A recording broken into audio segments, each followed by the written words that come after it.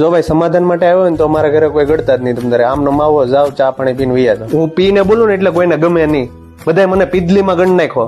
બાકી મારો હાસુ જ હોય, જે બોલું એ. આખા કુટુંબમાં છે ને મને વગોવી નાખો. ક્યાંય મને આવા પણ નથી રહેવા દીધો. અને છેલ્લે મને તરતો મૂકી દીધો. ઈ એમ કેતો આઈ નો જાતો તો હું નો જાતો. અત્યારે ઈ બધે જવા મળ્યો અને મને એકલો રહેવા દીધો.